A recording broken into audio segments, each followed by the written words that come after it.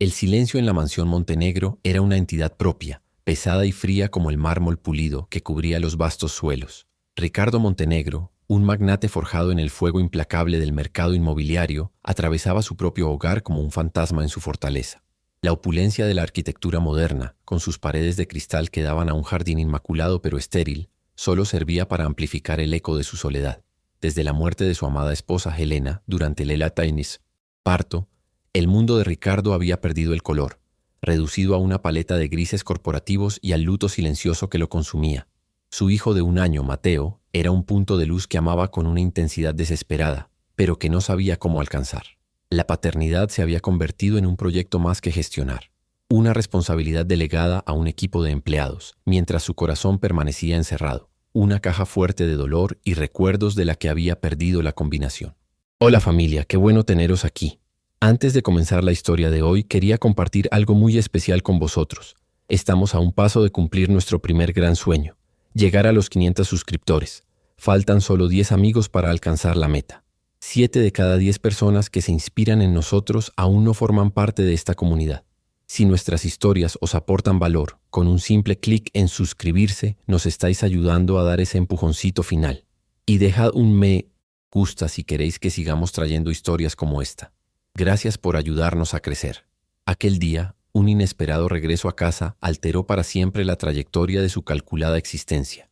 Al entrar en la sala de estar, una escena de crueldad silenciosa se desplegó ante sus ojos. Beatriz, su suegra, una mujer cuya elegancia era tan afilada como su lengua, acorralaba a Sofía, la joven niñera de Mateo.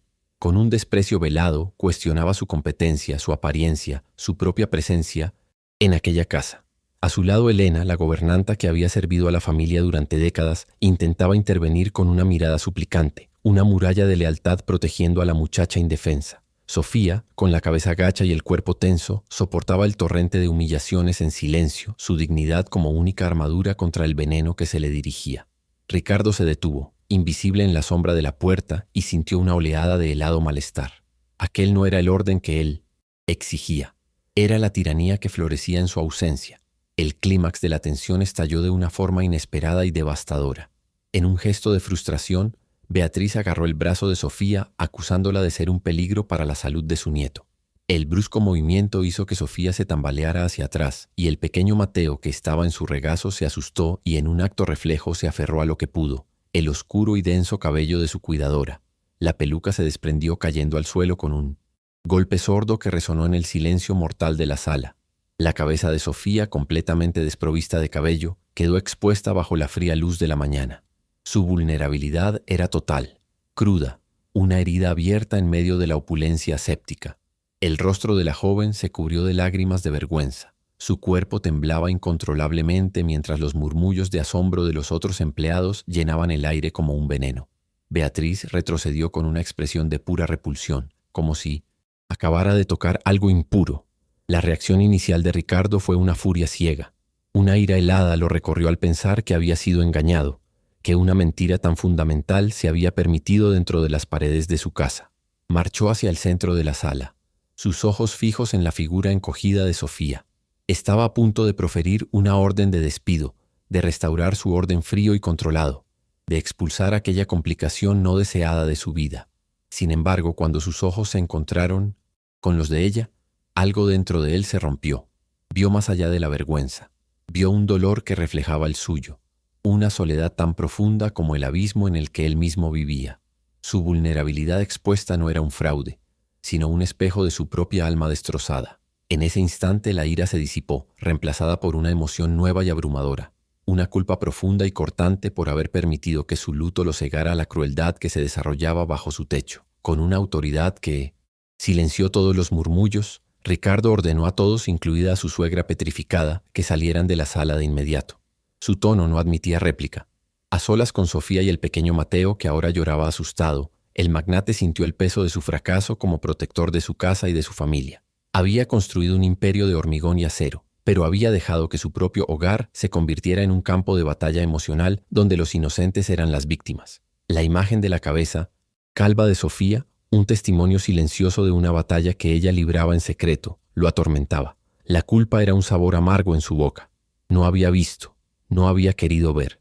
y su negligencia había permitido que el veneno de la crueldad de Beatriz floreciera, hiriendo a una joven que, como ahora comprendía, solo intentaba sobrevivir. El imperio que había construido parecía de repente frágil y sin sentido. En la quietud que siguió a la tormenta emocional, Ricardo buscó a Elena. La encontró en la cocina, sus manos, arrugadas por décadas de leal servicio, temblando ligeramente mientras pulía una copa de cristal que no necesitaba ser pulida. Había una tristeza antigua en sus ojos, una resignación que Ricardo nunca antes había notado. Le pidió que se sentara. Un gesto tan inusual que la gobernanta lo miró con una mezcla de sorpresa y desconfianza. Necesitaba la verdad, no la versión filtrada y respetuosa que sus empleados le daban, sino la realidad cruda de en lo que se había convertido su casa.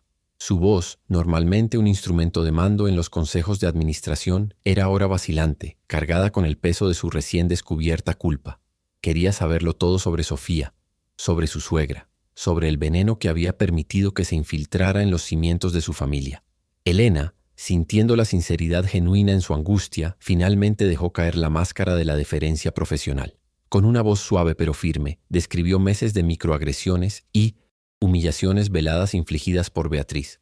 Habló de cómo la suegra criticaba la ropa sencilla de Sofía, insinuaba que su enfermedad podría ser contagiosa para el pequeño Mateo y la trataba no como una cuidadora, sino como una presencia no deseada e impura. Reveló también la otra cara de la moneda, la bondad inquebrantable de Sofía. Contó cómo la joven pasaba horas cantando canciones de cuna que su propia madre le había enseñado, cómo su tacto calmaba a Mateo de una forma que nadie más conseguía. Y cómo, a pesar de su propio sufrimiento evidente, nunca se quejaba, encontrando en el bebé una fuente de alegría pura que iluminaba los rincones oscuros de aquella casa solitaria. Las palabras de Elena eran como pequeñas dagas que perforaban la armadura de Ricardo. Cada detalle de la bondad de Sofía era un reflejo de su propia negligencia. Él pagaba salarios, proporcionaba un techo, pero había fallado en el más básico de los deberes humanos: ofrecer un santuario de respeto y seguridad. Ahora veía que su casa no era un hogar, sino una jerarquía fría donde los más fuertes aplastaban a los más vulnerables. La fuerza de Sofía, su capacidad de ofrecer amor mientras luchaba contra una enfermedad mortal en completa soledad, era una acusación silenciosa a su propia debilidad. Él, el hombre poderoso que controlaba rascacielos, no había sido capaz de proteger a una joven inocente bajo su propio techo. La verdad, entregada por la voz temblorosa de Elena, era más devastadora que cualquier fracaso empresarial que hubiera enfrentado jamás. Viendo que el corazón de su patrón estaba finalmente abierto, Elena tomó una decisión. Se levantó y con un gesto de cabeza le pidió que la siguiera. Lo condujo a través de pasillos silenciosos hasta un ala de la mansión que él evitaba activamente, el antiguo despacho de su esposa, Helena. El aire allí estaba estancado, impregnado con su tenue perfume, un santuario de recuerdos que él había sellado por ser demasiado doloroso. Sobre el escritorio de jacarandá, intacto, había una pequeña caja de madera labrada. Elena la tomó con una reverencia solemne y se la entregó a Ricardo. Explicó que Elena le había pedido que guardara la caja y que se la entregara solo cuando sintiera que su corazón estaba listo para ver de nuevo. En ese momento, con la vulnerabilidad de Ricardo expuesta, Elena supo que había llegado la hora. Ricardo tomó la caja con manos que de repente le parecieron extrañas y torpes. Era ligera, pero la sentía con el peso de un mundo perdido. La pequeña llave dorada estaba sujeta por una cinta de seda, y el acto de introducirla en la cerradura le pareció un sacrilegio, una violación de un pasado que había optado por congelar en el tiempo. Al girar la llave, el suave clic del mecanismo sonó como un trueno en el silencio del despacho. Por un instante dudó, el miedo a lo que podría encontrar luchando contra la necesidad desesperada de comprender a la mujer que creía conocer. El olor a cedro y a papel antiguo emanó de la caja, un aroma fantasmal de su presencia. Había pasado el último año evitando el dolor, pero ahora comprendía que para seguir adelante necesitaba sumergirse en él de cabeza. Dentro de la caja reposaba un único diario encuadernado en piel. La caligrafía elegante y fluida de Helena en la primera página fue un golpe directo a su corazón.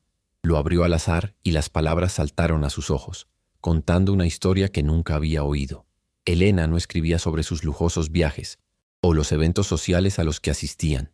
Escribía sobre la abrumadora soledad que sentía entre las paredes de aquella mansión, sobre cómo su risa resonaba en salas vacías mientras él estaba ausente en reuniones interminables. Se describía a sí misma como un pájaro en una jaula de oro, admirada por su belleza pero incapaz de volar libremente. Ricardo sintió que el suelo desaparecía bajo sus pies. Él le había dado un mundo de lujo, pero le había negado lo que ella más deseaba: su presencia, su atención, su alma.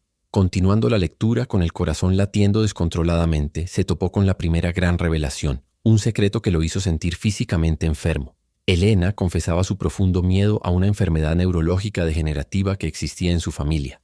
Escribía sobre el pavor que sentía al pensar en contárselo, convencida de que él, en su incesante búsqueda de la perfección y la fuerza, la vería como defectuosa o frágil. Su silencio no había sido falta de confianza, sino un acto de autoprotección nacido del miedo a su intransigencia. En ese momento, la imagen de Sofía, con su propia batalla secreta expuesta, se superpuso a la de su difunta esposa. Ambas mujeres habían sufrido en silencio, temiendo el juicio de un mundo que exigía perfección. La culpa de Ricardo se transformó en algo más profundo, una vergüenza corrosiva por su arrogancia y su ceguera emocional. Cerró el diario con fuerza, levantándose y caminando de un lado a otro en el despacho, como un animal enjaulado. Cada objeto, cada fotografía de Elena sonriendo, parecía ahora una mentira, una fachada que él había ayudado a construir. Recordaba conversaciones, momentos en que ella parecía distante o preocupada, y que él había descartado como meros caprichos femeninos. ¿Cómo pudo ser tan ciego? ¿Cómo pudo el hombre aclamado por su visión en los negocios ser tan miope en su propio hogar? Su amor, que él consideraba protector y generoso, era en realidad egoísta. Amaba la idea de Elena, la esposa perfecta para el hombre perfecto. No había logrado amarla en su totalidad, con sus miedos y sus imperfecciones. El dolor del luto que había sentido durante un año fue súbitamente reemplazado por el agudo dolor del remordimiento. Con las manos temblorosas, abrió de nuevo el diario sintiendo que aún había más. Y lo había. En las últimas páginas encontró la revelación final, la herida más profunda de Elena. Escribió sobre su hermano menor, Lucas, de quien había sido separada trágicamente en la infancia tras la muerte súbita de sus padres en un accidente.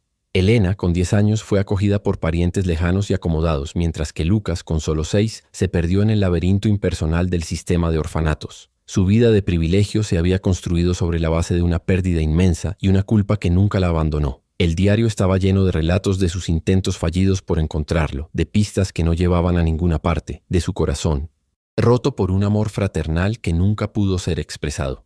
La última entrada, escrita pocas semanas antes del nacimiento de Mateo, era un faro de esperanza y desesperación. Elena había encontrado una nueva pista, un hilo de esperanza que la llevaba a una pequeña y remota ciudad en el interior del país, donde un hombre con el nombre de Lucas y la edad correcta había sido visto trabajando en un taller local. Planeaba ir a buscarlo en cuanto se recuperara del parto.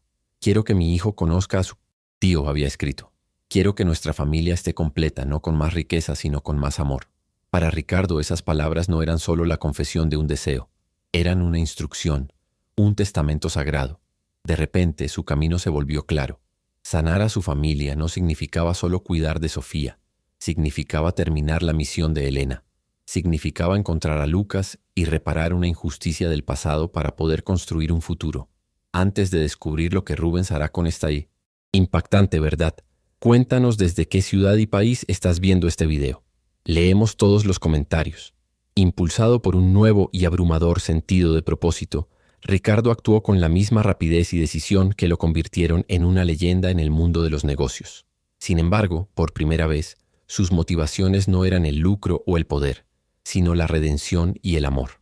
Sabía, con una claridad que lo asustaba y lo entusiasmaba, que no podía embarcarse en esta misión solo. Necesitaba a Sofía, su fuerza tranquila, su dignidad ante el sufrimiento, era un eco de la resiliencia que Elena había descrito en su diario. Se acercó a ella no como un jefe que da una orden, sino como un hombre que pide ayuda. Compartió con ella la historia del hermano perdido de Elena, su voz quebrándose al admitir su propia ceguera pasada, y le pidió que lo acompañara, a él y a Mateo, en ese viaje de reparación. Sofía lo miró, al rostro de aquel hombre que días antes era una figura distante e intimidante, y vio una transformación profunda. Su arrogancia había sido reemplazada por una vulnerabilidad cruda, su frialdad por un dolor palpable. Comprendió que esa petición no era un capricho, sino un acto de fe, una invitación para ayudarlo a reconstruir su alma. Al aceptar, sintió que su propia vida, tan definida por la enfermedad y la supervivencia, adquiría un nuevo significado. Ya no era solo la niñera enferma, era una aliada, una pieza esencial en la sanación de una familia destrozada. El viaje que se avecinaba era más que una búsqueda de un extraño. Era una peregrinación hacia la esperanza. El viaje hacia el interior fue una ruptura total con el mundo aséptico y predecible de Ricardo.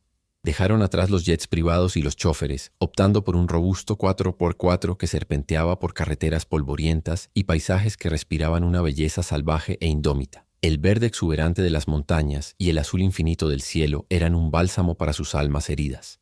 Ricardo, que había pasado décadas mirando el mundo a través de las ventanas ahumadas de una limusina, sintió que despertaba. El aire olía a tierra húmeda y a libertad, y el silencio no era el vacío opresivo de su mansión, sino una paz llena del sonido del viento y la risa ocasional de Mateo, seguro y feliz en los brazos de Sofía. Durante las largas horas en la carretera, las barreras entre ellos se derrumbaron. Ricardo por primera vez aprendió a escuchar. Sofía habló de su infancia, de los sueños que tenía antes de que la enfermedad se convirtiera en su sombra, de su pasión por la botánica y su deseo de tener algún día un pequeño jardín. Él, a su vez, confesó sus miedos, su soledad, el peso abrumador de un imperio construido a costa de su propia felicidad. Ya no eran jefe y empleada, sino dos almas navegando por el paisaje de su dolor compartido. Mateo, con su inocencia pura, era el puente que los unía, su presencia un recordatorio constante del futuro que aún podían construir si tenían el valor de enfrentar el pasado. Llegaron a un pequeño pueblo enclavado en un valle, un lugar donde el tiempo parecía correr a un ritmo más lento y humano.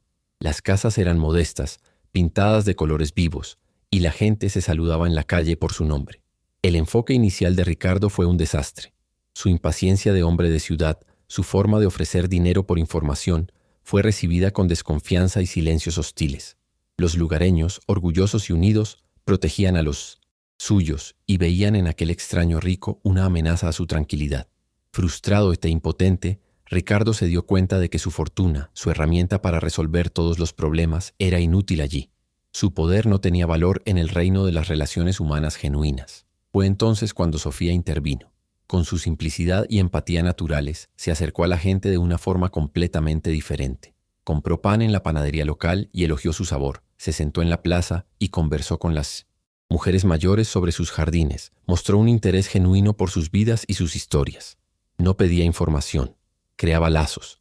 Ricardo la observaba, maravillado y profundamente humillado.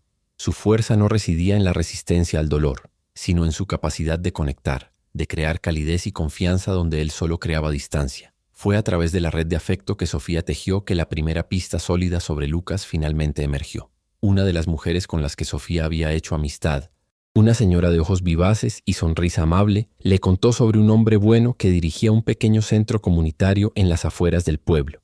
Un hombre que había llegado hacía muchos años, sin nada, y que había dedicado su vida a ayudar a los niños de la región, enseñándoles a leer y a reparar cosas. Su nombre era Lucas.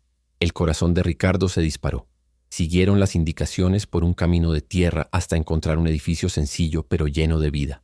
Risas de niños resonaban desde el interior, y en el patio, un hombre de manos callosas y mirada serena ayudaba a un niño a reparar una bicicleta. El encuentro estuvo cargado de una tensión silenciosa y décadas de dolor no expresado. Ricardo se acercó, vacilante, sintiéndose un intruso en aquel santuario de paz. Explicó quién era, su voz fallando mientras pronunciaba el nombre de Elena. Sacó del bolsillo una fotografía gastada que había encontrado en el diario. Una imagen de una niña de 10 años abrazando a un niño de 6. Ambos sonriendo a la cámara, ajenos a la tragedia que se avecinaba. Los ojos de Lucas se fijaron en la fotografía y el mundo pareció detenerse. Toda una vida de preguntas sin respuesta, de un dolor fantasma que nunca lo había abandonado, salió a la superficie. Las lágrimas que había contenido durante 40 años finalmente corrieron por su rostro, un río de luto por la hermana que nunca más había visto. El reencuentro no fue una explosión de alegría, sino un abrazo melancólico y profundo entre dos hombres unidos por el recuerdo de una mujer que ambos amaron y perdieron de maneras diferentes. Lucas lloró por su hermana, por la vida que les habían robado, y Ricardo lloró por su propia ceguera, por la familia que Elena tanto había deseado y que él nunca había comprendido. Sofía, sosteniendo a Mateo, observaba a distancia, sus propias lágrimas cayendo en silencio, no de tristeza, sino de una emoción abrumadora. En ese momento, en medio del polvo de aquel pueblo olvidado, sintió la presencia de Elena, su alma encontrando finalmente un poco de paz a través de aquel abrazo que atravesaba el tiempo y la muerte. Lucas, después de escuchar toda la historia y de mirar el rostro de su pequeño sobrino, que tenía los ojos de su hermana, no dudó. Decidió regresar con ellos a la Ciudad de México. El viaje de vuelta fue radicalmente diferente. El silencio ya no era tenso, sino que estaba lleno de historias. Lucas compartió recuerdos de su infancia con Elena, pintando un retrato de cientas, ella que Ricardo nunca había conocido. Una niña traviesa, valiente y ferozmente protectora. Por primera vez Ricardo no veía a Elena como su esposa perfecta, sino como una persona completa, con un pasado, con raíces, con un amor que existía antes que él. El coche, que antes era un espacio de confesiones, se convirtió en la cuna de una nueva e improbable familia.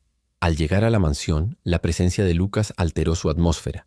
Donde antes había un silencio fúnebre, ahora estaba la voz de un tío contando historias a su sobrino, el sonido de una conversación genuina en la mesa del comedor. Ricardo observaba la interacción entre Lucas y Sofía, la facilidad con la que conectaban, la forma en que ambos parecían entender el lenguaje de la pérdida y la resiliencia. Por primera vez en más de un año miró las paredes de su casa y no vio un mausoleo, sino la posibilidad de un hogar. La esperanza, un sentimiento que creía haber enterrado con Elena, comenzó a brotar tímidamente en su corazón. Frágil pero persistente. Sin embargo, la felicidad recién descubierta era frágil. La tensión emocional del viaje, unida al avance implacable de su enfermedad, le pasó factura a Sofía. Una tarde, mientras jugaba con Mateo en el jardín, sus fuerzas la abandonaron de repente. Palideció. Sus piernas cedieron y se desplomó en el césped, su respiración corta y jadeante. El pánico se apoderó de Ricardo, un terror helado y familiar que lo transportó de vuelta a la habitación del hospital donde había visto a Elena por última vez.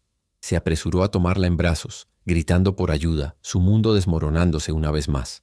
La imagen de su fragilidad, de la vida escapándosele, era la materialización de sus peores miedos. En el hospital, la realidad lo golpeó con la fuerza de un mazazo. El médico, con una expresión sombría, explicó que la quimioterapia convencional había dejado de hacer efecto. El cáncer de Sofía era agresivo y su cuerpo estaba cediendo. Había una última y desesperada opción. Un tratamiento experimental de vanguardia, disponible solo en una clínica especializada en España. El costo era exorbitante, una fortuna que haría dudar incluso a un hombre como Ricardo. Peor aún, las garantías de éxito eran mínimas. Era una apuesta de alto riesgo, una batalla contra probabilidades abrumadoras.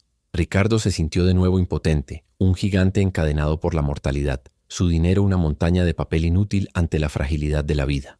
La noticia de la hospitalización de Sofía y del costo del tratamiento llegó a oídos de Beatriz como una declaración de guerra. Irrumpió en el estéril pasillo del hospital, su elegancia impecable contrastando violentamente con la atmósfera de desesperación.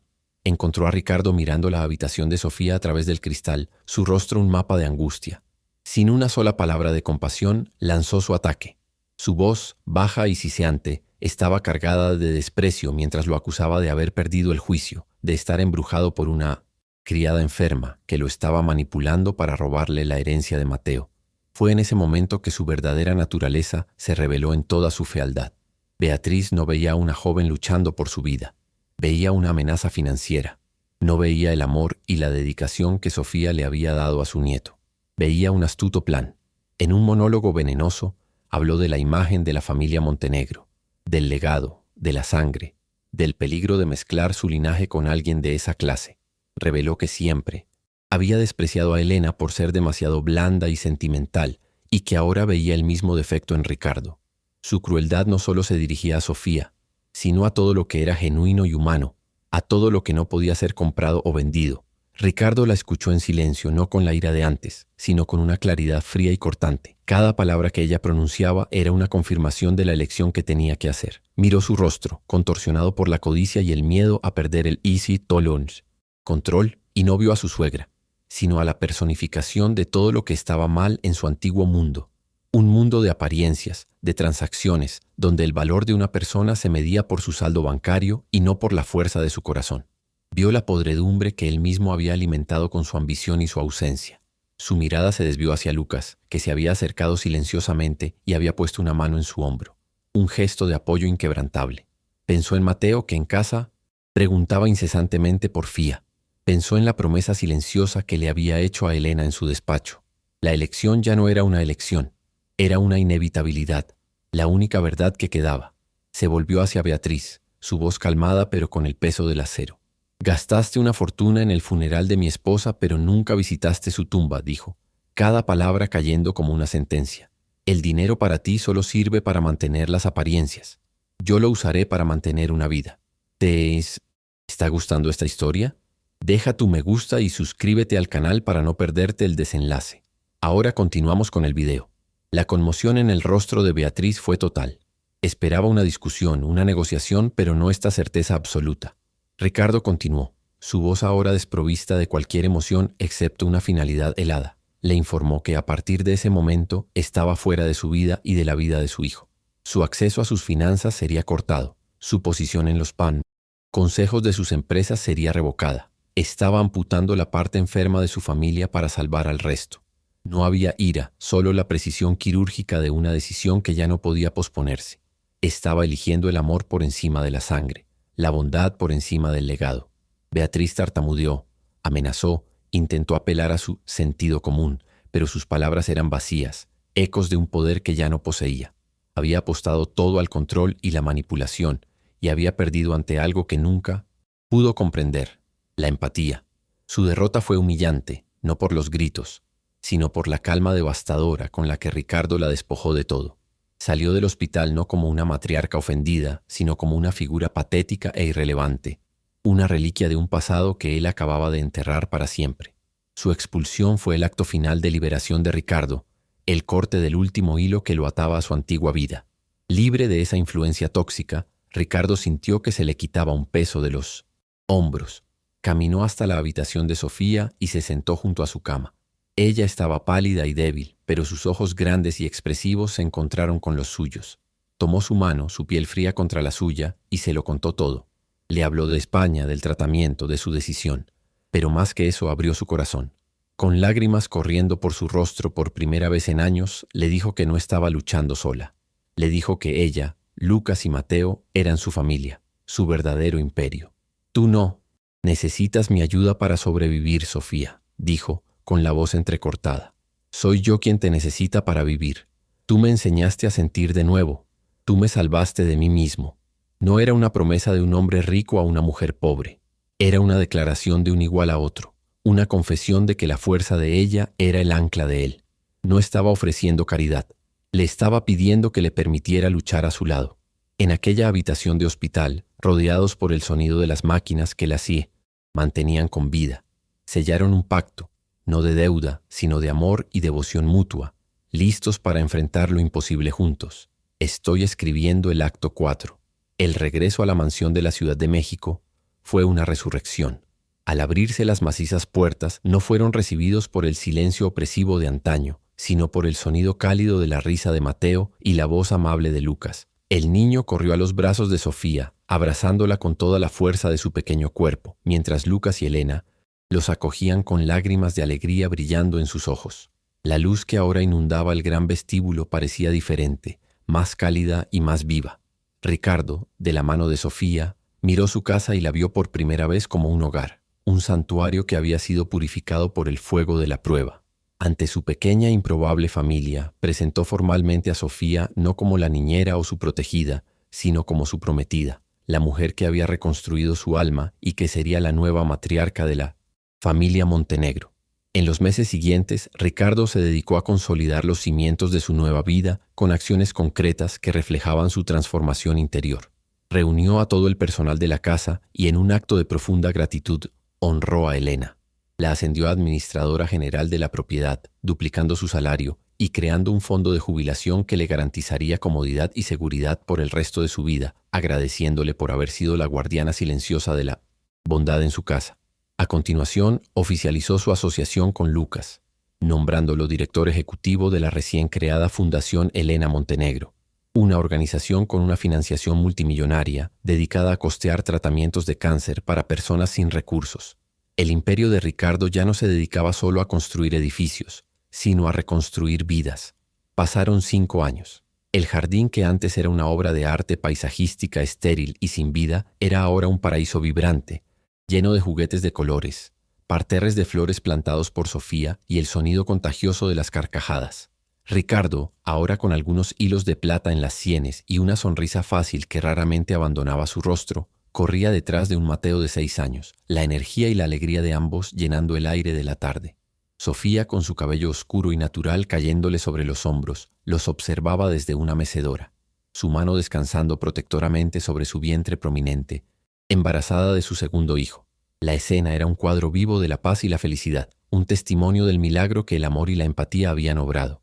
Ese mismo día una nueva empleada llegó a la mansión. Era una joven asustada, venida de una aldea remota, sus ojos reflejando la misma inseguridad que un día habitó en los de Sofía. En lugar de ser recibida por la formalidad fría de un gerente de recursos humanos, fue la propia Sofía quien la acogió en la puerta. Se sentó con ella en la cocina, le ofreció un vaso de agua y le habló no como una jefa, sino como una amiga. Le contó que esa casa era un lugar seguro, un lugar de respeto y que su trabajo era valorado. Al hacerlo, Sofía no solo estaba contratando a una empleada, estaba perpetuando el ciclo de la bondad, honrando la compasión que un día la salvó, asegurando que la luz que había encontrado en esa casa nunca más se apagaría. Ricardo miró a su esposa y a su hijo, sintiendo una oleada de gratitud tan profunda que era casi abrumadora. Había pasado la primera mitad de su vida construyendo un imperio de cosas, acumulando una fortuna que casi le cuesta el alma. Ahora comprendía que la verdadera riqueza no se medía en cuentas bancarias, sino en momentos como ese, en la risa de un niño, en el tacto de la mano de la mujer que amaba, en la paz de un hogar lleno de calor. El viaje había sido largo y doloroso, pero la lección era clara y eterna. Ricardo aprendió aquel día que la verdadera familia no es solo la que comparte tu sangre, sino la que elige sanar tus heridas y construir un futuro a tu lado. ¿Crees que es posible perdonar los errores del pasado para construir una familia mejor? Deja un like si crees que el amor verdadero siempre encuentra el camino. Suscríbete para más historias donde la bondad triunfa. Comenta "La familia es todo" si tú también crees en las segundas oportunidades.